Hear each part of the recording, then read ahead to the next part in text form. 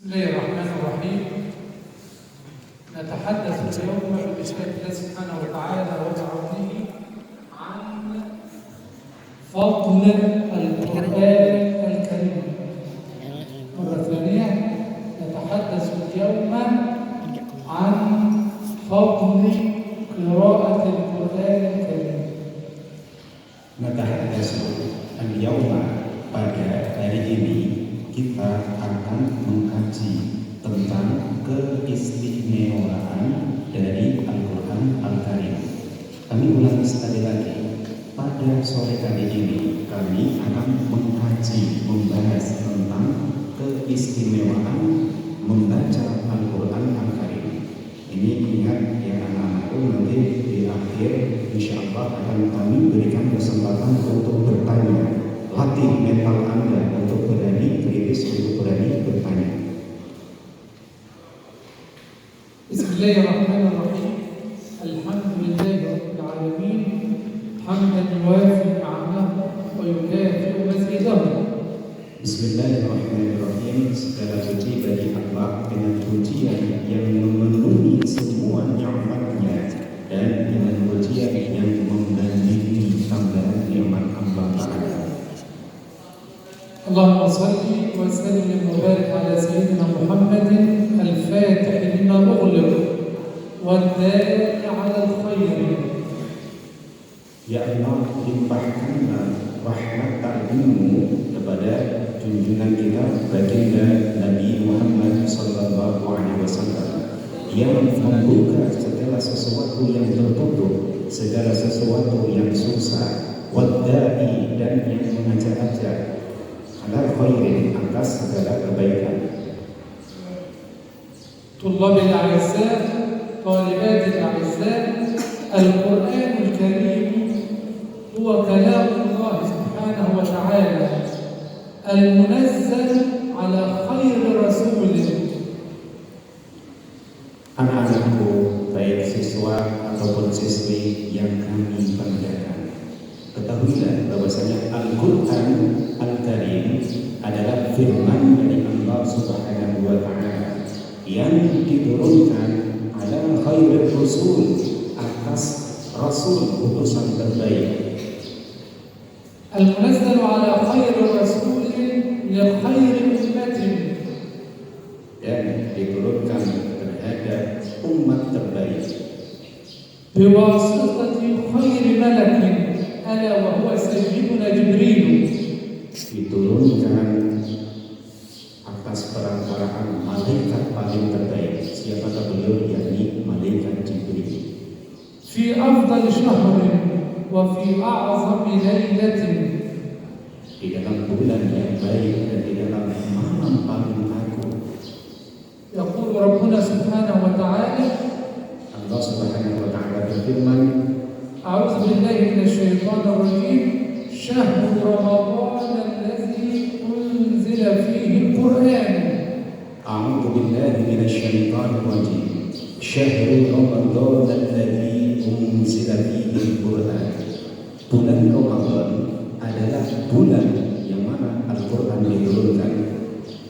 لماذا يا ربنا أنزلت القرآن؟ Kenapa ya Rabbana, ya Allah, Engkau menurunkan Al-Quran?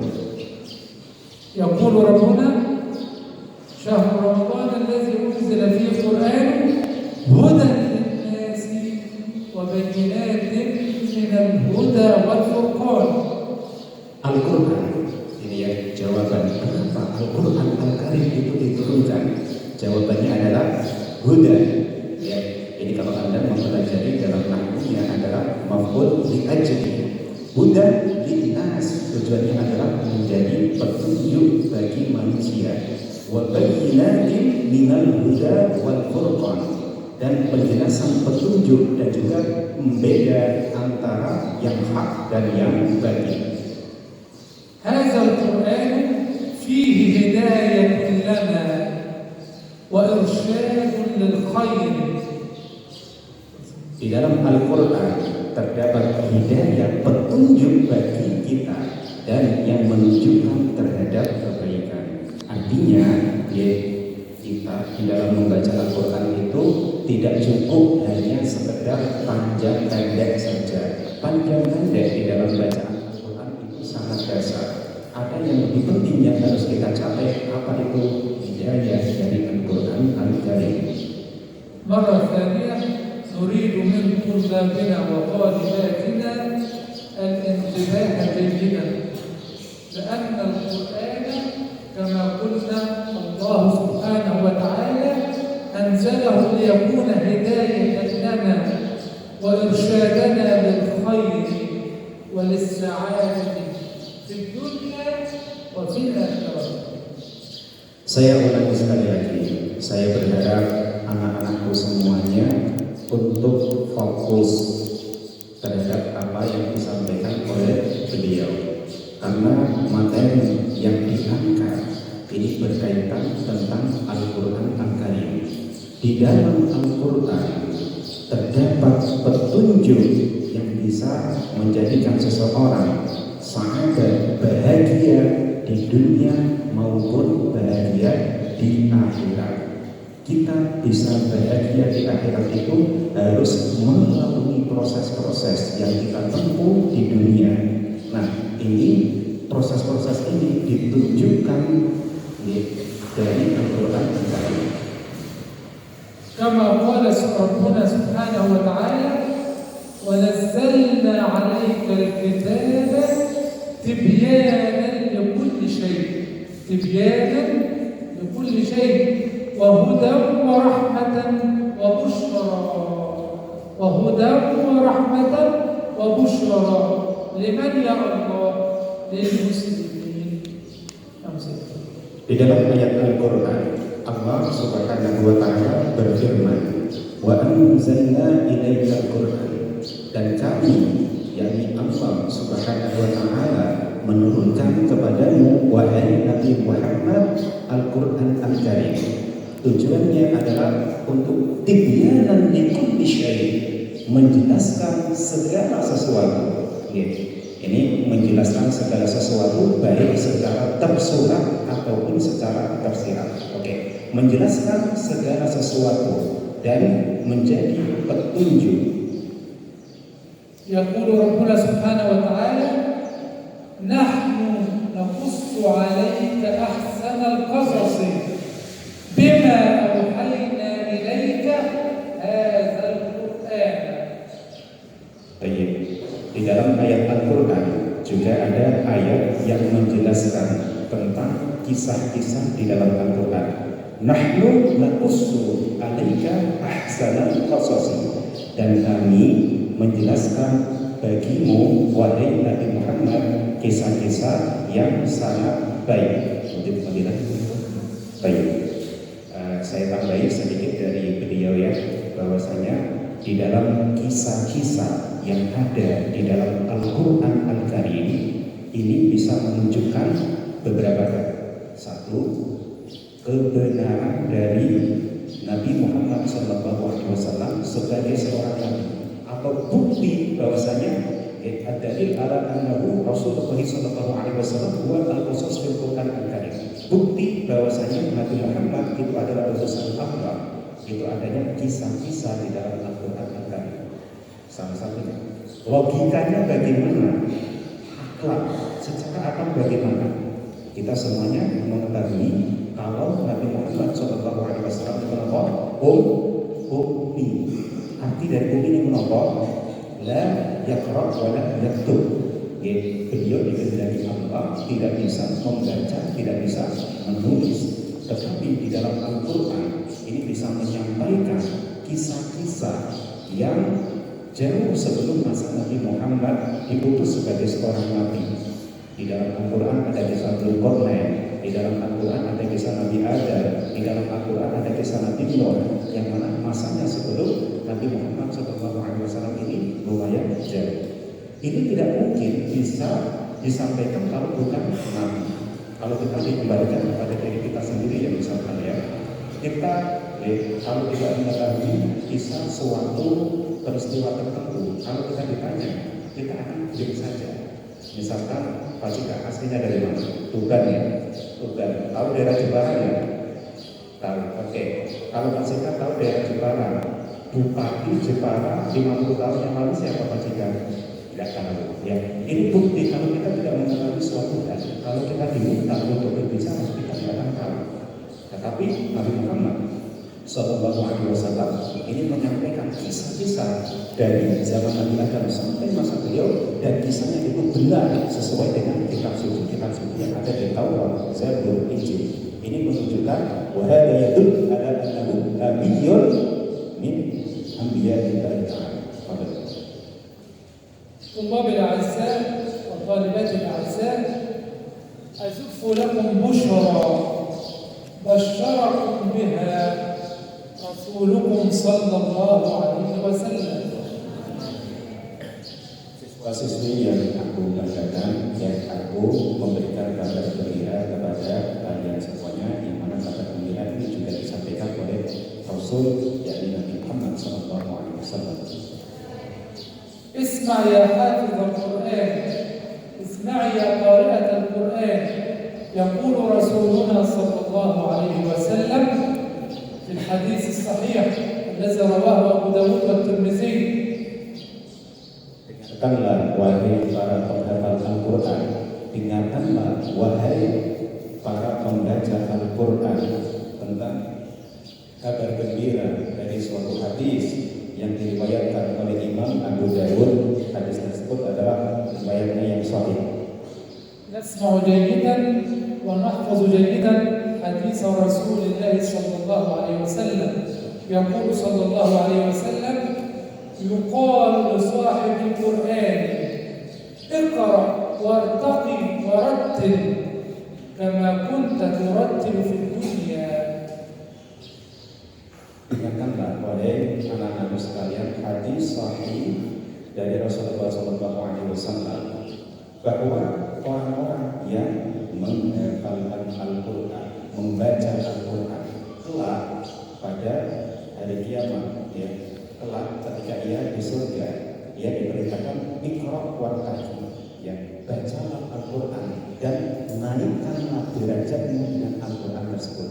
Dengan baca bahasa lain atau dengan makna lain, Al-Quran besok pada hari kiamat itu akan mengangkat derajat seseorang di surga. Semakin banyak yang dia baca, ya, semakin dia sering membaca Al-Quran Al-Karim, maka derajatnya kelak di surga akan semakin ditinggikan oleh Allah Subhanahu wa Ta'ala. Di surga itu seperti di dunia, ya, bahwasanya derajatnya itu, dia kalau gambaran secara garis besar di dunia itu status sosial. Orang-orang sini biasa ngomong enter status sosialnya itu nomor ini. Itu gambarannya analoginya dari ini. اقرأ وارتقي ورتل كما كنت ترتل في الدنيا فإن منزلتك عند آخر آية تقرأها. Iqra wartaqi warattil, bacalah dan naiklah dan bacalah dengan tartil, karena tempatmu di surga itu nanti ada di akhir apa yang engkau baca. Ya, kita sudah kami sebutkan sebelumnya, ya, bahwasanya dalam pembacaan Al-Quran ini bisa mengangkat derajat seseorang. نعم إن القرآن يرفع أهله في الآخرة ويجعلهم في الدنيا من المقدمين في كل شيء. Nah, ya, Al-Quran besok di akhirat akan mengangkat derajat seseorang, ya, di akhirat. Begitu juga di dunia dengan Al-Quran ini seseorang akan didahulukan tingkatannya dalam segala hal.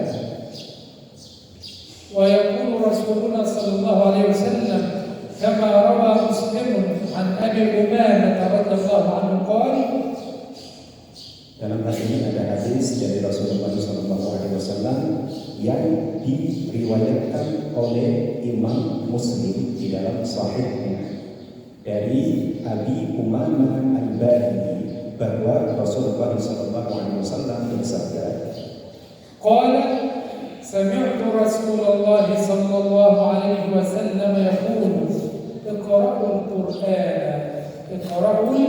القرآن فإنه يأتي يوم القيامة شفيعا شفيعا لأصحابه. Ini hadis ini menjelaskan tentang syafaatnya Al-Quran. Iqra'u Al-Quran fa innahu ya'ti yawmal qiyamati syafi'an li ashabi.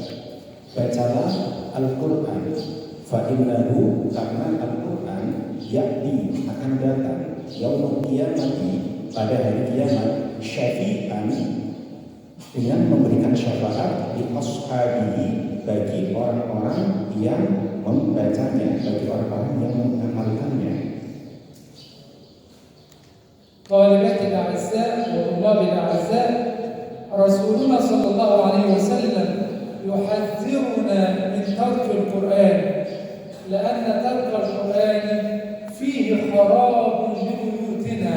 نعم، ترك القرآن يؤدي إلى خراب البيوت. Anak-anakku, siswa-siswi yang aku banggakan, Inna Rasulullah sallallahu alaihi wasallam, bahwa Rasulullah sallallahu alaihi wasallam memberikan peringatan kepada kita semuanya, jangan sampai kita meninggalkan Al-Quran Al-Karim. Saya ulangi sekali lagi, jangan sampai kita meninggalkan Al-Quran Al-Karim. Kenapa? Karena dalam meninggalkan Al-Quran Al-Karim ini dapat menjadikan robohnya atau rusaknya rumah kita. نقول كلمة ننتبه إليها جيدا: البيت إذا خلا من القرآن خلت منه الملائكة وسكنت فيه الجن والشياطين. مرة ثانية: البيت إذا خلا من القرآن خلت منه الملائكة وسكنت فيه الجن والشياطين. Jadi ada suatu makalah, sesungguhnya rumah ketika jauh dari Al-Quran maka dijauhi pula malaikat. Ya, innal bait idza khala anil Quran khala anhu al-malaika, maka malaikat tidak akan mendatangi rumah tersebut. Nah, ketika malaikat tidak mau mendatangi rumah tersebut, maka yang datang adalah jin dan syaitan. Ya, ini maksudnya apa? Rumah tersebut meskipun dari secara fisik itu nanti dari secara fisik kelihatannya itu wah, kelihatannya mewah, tetapi ketika jauh dari Al-Quran, ketenangan di dalam rumah tersebut itu kadang susah untuk didapatkan. Boleh dibalikan?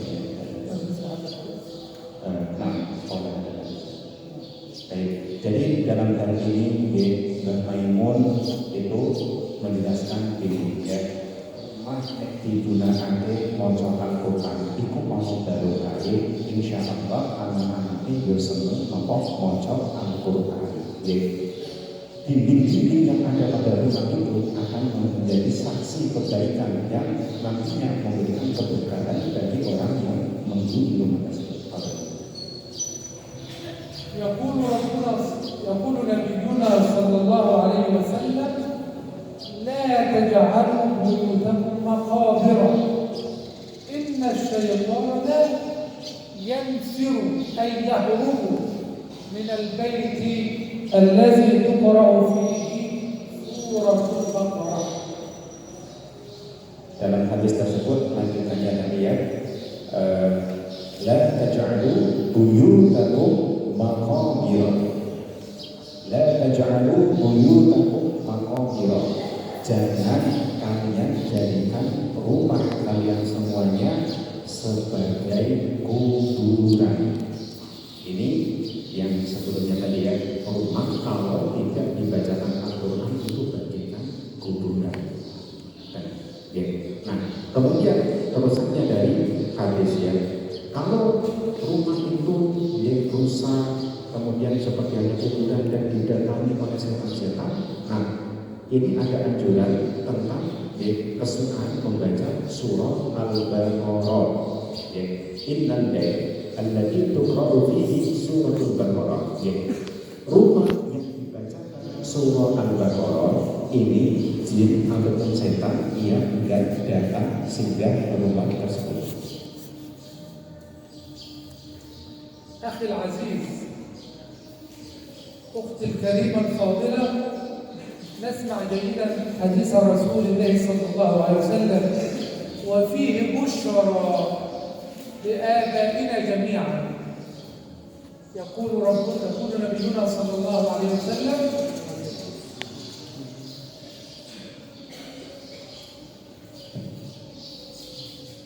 مرة ثانية نسمع هذه البشرى من سيدنا رسول الله صلى الله عليه وسلم لآبائنا ولأمهاتنا. يقول صلى الله عليه وسلم: حافظ القرآن وقارئ القرآن يلبس والديه تاج العز والوقار يوم القيامة. Anak-anakku yang aku banggakan, Rasulullah SAW memberikan kabar gembira kepada kita semuanya, khususnya bagi para pecinta Al-Quran Al-Karim. Orang yang membaca, menghafalkan Al-Quran Al-Karim dan mengamalkannya, maka kelak pada hari kiamat ia akan menggunakan atau memakaikan taj, akan memakaikan mahkota kepada kedua orang tuanya. Dari hadis ini dapat kita pahami bahwasanya orang-orang yang menghafalkan Al-Quran, mereka itu adalah orang-orang yang birrul walidain, yang berbuat baik kepada orang tuanya, tidak hanya di dunia tetapi kelak nanti di akhirat. Yaqulu Nabi sallallahu alaihi wasallam: Man qara'a al-Qur'ana wa 'amila bihi ulbisa walidayhi tajan yawm al-qiyamah dawuhu ahsan min dawi asy-syams. Rasulullah sallallahu alaihi wasallam: barang siapa yang mengamalkan Al-Quran Al-Karim, maka besok pada hari kiamat ia akan memakaikan taj, memakaikan mahkota kepada kedua orang tuanya, yang mana cahaya dari mahkota tersebut ini lebih terang dari cahaya matahari. Isma' ya qari' al-Qur'an, isma'i ya hafizatan lil-Qur'an. Hadha al-hadith min sayyidina Rasulillah sallallahu alaihi wasallam, wa huwa hadith fi Bukhari wa Muslim.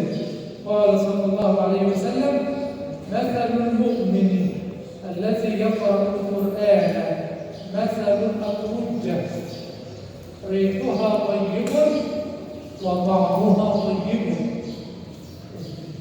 Dengarkanlah wahai pembaca Al-Quran, dengarkanlah wahai orang-orang yang menghafalkan Al-Quran, hadis yang diriwayatkan oleh Imam Bukhari Muslim, bahwa Rasulullah SAW bersabda, perumpamaan orang yang membaca Al-Quran, perumpamaan orang mukmin, orang beriman yang membaca Al-Quran itu seperti perumpamaannya buah atrujah.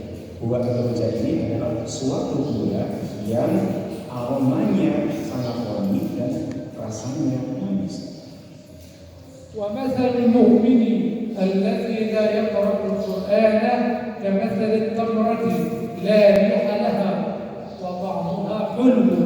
Sementara orang beriman yang tidak membaca Al-Quran ini seperti halnya tamar. Kalau tamar lepas dari tamar itu kurma, ya. Tamar kurma dia tidak ada aromanya biasa saja tetapi rasanya manis. ومثل المنافق الذي يقرأ القرآن كمثل الريحانة ريحها طيب وطعمها مر. Sementara perumpamaan orang munafik yang membaca Al-Quran adalah perumpamaan buah rayhan yang aromanya itu wangi namun rasanya sangat pahit. ومثل المنافق الذي لا يقرأ القرآن كمثل الحنظلة ليس لها ريح وطعمها مر. Sementara perumpamaan orang munafik yang tidak membaca Al-Quran, perumpamaan buah anggola yang tidak mempunyai aroma, namun rasanya sangat pahit. Ya, dari buah-buah ini, apa yang kita ketahui, apa buah niki tamer, ya intinya tadi ya, utruja, tamer, royhana, anggola, ini adalah perumpamaan buah ya, yang ada aromanya dan mempunyai rasa yang enak. Kalau ada aroma wangi, rasa yang enak, ini mukmin, seorang mukmin yang membaca Al-Quran. Ya, ila akhir kita. ولعل طالب يسأل ما فضل قراءة القرآن الكريم؟ ما الذي يعود علي في الدنيا من قراءة القرآن الكريم؟ Mungkin ada sebagian dari Anda yang bertanya-tanya, apa sih keistimewaannya? Apa sih keutamaannya membaca Al-Quran yang akan saya dapatkan di dunia ini? نقول أولا أهل القرآن هم أهل الله وخاصته. Saya katakan pertama, orang yang cipta Al-Quran adalah orang-orang pilihan Allah Subhanahu wa Ta'ala. Dalam artian, kalau kita ingin dipilih oleh Allah Subhanahu wa Ta'ala menjadi hamba terbaik, maka kita harus mencintai Al-Quran. يقول ربنا في شأن المؤمنين الذين يقرؤون القرآن وإذا تليت عليهم آياته زادتهم إيمانا. Subhanahu wa Ta'ala di dalam menjelaskan sifat-sifat orang mukmin, orang beriman ketika mereka mendengarkan Al-Quran Al-Karim. Wa idza tuliyat alaihim ayatuhu zadatuhum imanan. Orang-orang mukmin ketika ayat-ayat suci Al-Quran dibacakan di samping mereka, dibacakan terhadap mereka, maka bagaimana? Apa respon yang ada di dalam hati mereka? Zadatuhum, maka akan bertambah keimanan mereka. Keimanan ini bisa bertambah kalau memang kita itu bisa mentadaburi angan-angan artinya Al-Quran. Nek hanya sekedar dimaca mawon, itu berarti simaan mawon. Ya, niki Mbak Maimun sering nopo ngiringake. Jangan hanya sekedar simaan, tapi maca Quran angan-angan lan sakmanane. ثانيا قارئ القرآن أو حافظ القرآن يهذب لسانه ويكون فصيحا يفهم كلامه. Kemudian yang kedua, fadilah, keutamaan membaca Al-Quran. Yang kedua, nopo bagi orang yang selalu membaca Al-Quran, maka lisannya akan terlatih, lisannya akan menjadi fasih. Naqra wa nasma' al-muhadhara min ba'di masyayikhina annahu qara'a al-Qur'an wa yakhfi fi salasati ayyamin marratan wahidah. Jadi salah satu dari guru saya itu ya ada yang membaca Al-Quran ya, pada masa mudanya, masa usia-usia seperti kalian, setiap 3 hari sekali itu khatam Al-Quran Al-Karim. Dulu sangat banyak ya. Imam Syafi'i kalau di bulan Ramadan ya, itu 60 kali khataman. Artinya siang sekali, malam sekali. Kita kembali ya, salah satu dari guru kami itu ada yang 3 hari sekali khatam Al-Quran ya. Barokahnya 3 hari sekali khatam Al-Quran itu bahasa Arabnya bisa menjadi terlatih sangat fasih dan sangat luar biasa, meskipun aslinya beliau itu bukan orang Arab tetapi dari orang Kurdi atau orang Turki. Barokahnya selalu membaca Al-Quran khatam 3 hari sekali. Bahasa Arabnya levelnya, balaganya sangat tingkat tinggi sekali. ثالثا قارئ القرآن الكريم أو قراءة القرآن الكريم تقوي الذاكرة عند الطلاب فيساعده في حفظ العلوم الأخرى. Ya, ini yang ketiga, barokahnya saya membaca Al-Quran. Ya, tidak harus dilihat, ya apa penting ya. Barokahnya membaca Al-Quran dari mushaf itu membantu daya ingat ya, seseorang, lebih-lebih pelajar. Dalam hal ini Gus Koyum atau Mbak Koyum ngetas ya, beliau itu memberikan ijazah. Nek kepengen ngomong apa-apa jenengan ingatannya itu menjadi kuat, senang membaca Al-Quran apa dari mushaf. Ini memberikan ijazah saking Mbak Koyum langsung. واسمعوا جميعا إلى هذه القصة قلتها من قبل. إن طالبة عندنا في مصر في المرحلة الثانوية مثلكم تفوقت وكانت من العشرة الأوائل على الجمهورية، وكرمها فضيلة الإمام الأكبر وضمن لها منحة مجانية في كلية الطب. وعندما سئلت عن سر تفوقها قالت: سر تفوقي إنه القرآن الكريم. القرآن ساعدها كثيرا على تقوية الذاكرة والحفظ. Baik. Jadi tadi fadilah yang ketiga apa? Menguatkan daya ingat. Ini ada kisah yang sudah pernah beliau sampaikan juga ya kepada mungkin mbak-mbak di putri ya.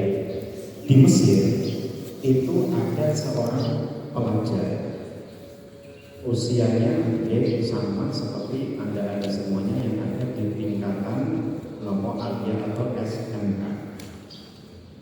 Pelajar ini dia tatafawwad mempunyai keilmuan yang melebihi rata-rata dari teman-teman yang lainnya, sehingga perempuan tersebut mahasiswi tersebut mendapatkan beasiswa langsung dari Grand Sheikh Al-Azhar Asy-Syarif, Syekh Ahmad Thayyib, untuk dimasukkan ke kuliah kedokteran secara gratis.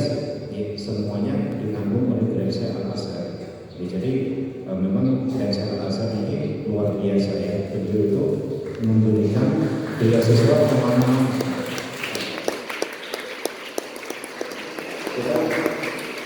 Jadi ketika Grand Sheikh Al-Azhar ini bertanya kepada mahasiswa tersebut, kenapa? Rahasianya apa? Kamu bisa secerdas ini? Ya, rahasianya adalah karena saya mencintai Al-Quran dan saya membaca Al-Quran. حكى لي والدي قصة. كان بجوار منزلنا شيخ كبير هو كفيف لا يرى، إنما كان يحفظ القرآن الكريم، فكل من بالبلدة يحترمه ويقدره